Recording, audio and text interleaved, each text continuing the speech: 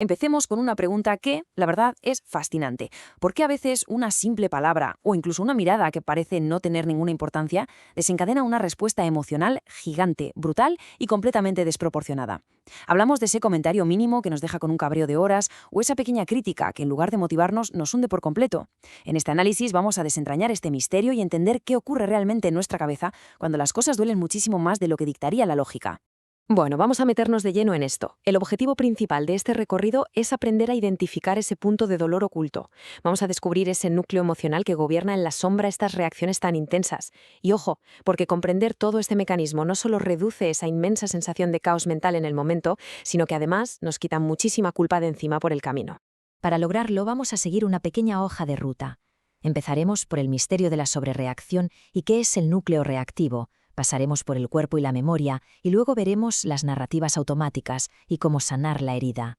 La naturaleza de nuestras emociones puede parecer puro caos a veces, pero os aseguro que se puede desglosar en mecanismos cristalinos y súper fáciles de comprender. Pasamos a la primera sección. El misterio de la sobrereacción. Vamos a explorar por qué ocurren exactamente estas explosiones súbitas que, desde fuera, parecen no tener ni pies ni cabeza, en comparación con lo que acaba de pasar. Y esto ilustra a la perfección el problema. Pensemos en un golpe fuerte sobre una piel completamente sana y comparémoslo con un simple roce en una zona donde ya tenemos una contusión. A ver, si ya tenemos un moratón enorme en el brazo, un roce súper suave va a doler horrores, muchísimo más que un buen golpe en una zona intacta. Pues bien, a nivel psicológico pasa exactamente lo mismo con comentarios que, de otra forma, nos darían completamente igual.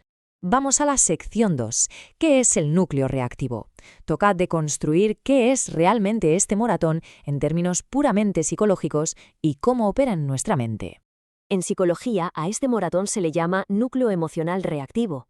Básicamente se trata de una zona de altísima sensibilidad creada por experiencias pasadas de sufrimiento, humillación o rechazo.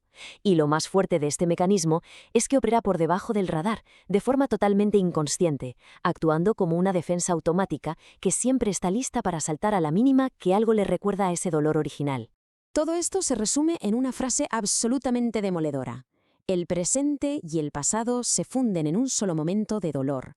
Es decir, la reacción que estamos experimentando en ese instante no viene solo de la situación actual. Toda esa inmensa carga acumulada del pasado sale de golpe y se mezcla con el presente, creando una experiencia que es totalmente abrumadora y desconcertante. Pero, a ver, ¿de dónde sale exactamente este núcleo? Pues normalmente se va construyendo poco a poco, sobre todo en la infancia o la adolescencia, a partir de tres fuentes principales. Primero, por experiencias repetidas de dolor emocional, aquí la mente aprende a anticipar el golpe para intentar evitarlo.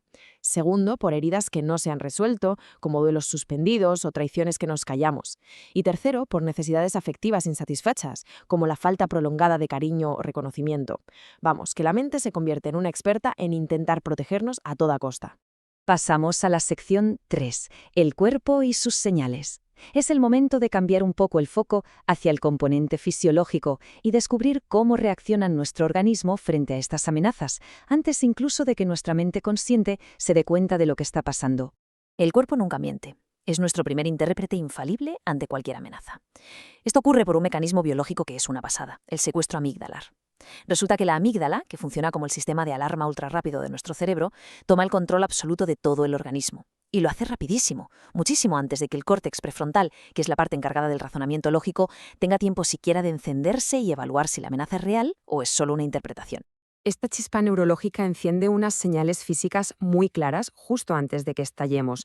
Hablamos de que el corazón se nos pone a 1000, sentimos una tensión tremenda en el cuello y los hombros, un calor enorme en la cara o el pecho, un nudo en la garganta. Y de repente tenemos un impulso casi irrefrenable de salir corriendo o de reaccionar verbalmente. Literalmente, el cuerpo actúa como la primera línea de defensa. Vamos a la sección 4, detonantes y memoria emocional. Conociendo ya cómo suena esta alarma en el cuerpo, vamos a explorar qué es exactamente lo que la dispara en nuestro día a día. Imaginemos una situación súper cotidiana. Le escribimos a un amigo y no nos contesta. Ese es el estímulo presente. Ahora pongamos que de fondo hay una memoria emocional con una historia profunda y acumulada de abandono y rechazo. El hecho de que no conteste no es la causa de un dolor masivo, es solo la llave que abre la puerta a un sufrimiento inmenso que ya llevaba ahí mucho tiempo. Fijaos si esto no ilustra a la perfección el porqué de la desproporción en estas reacciones. Todo esto pasa porque la memoria emocional se activa al instante, sin avisar y con muchísima fuerza.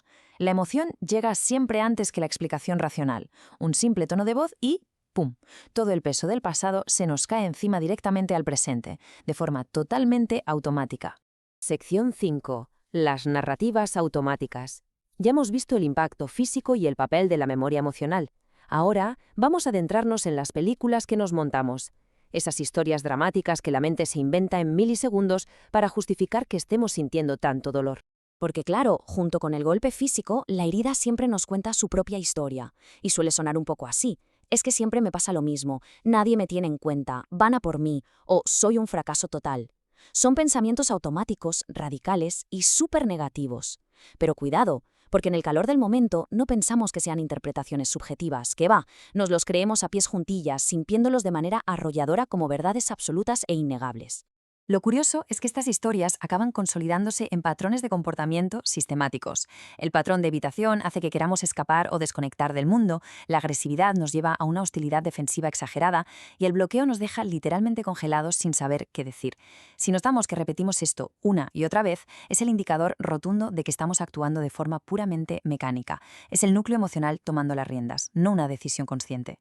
Entramos en la última parte, en la sección 6. ¿Cómo sanar la herida? Es hora de pasar a la acción. Vamos a revisar los pasos concretos para retomar el control, identificar estos mecanismos y empezar de verdad a sanar. Aquí tenemos un conjunto de herramientas súper prácticas para nuestra autoconciencia emocional.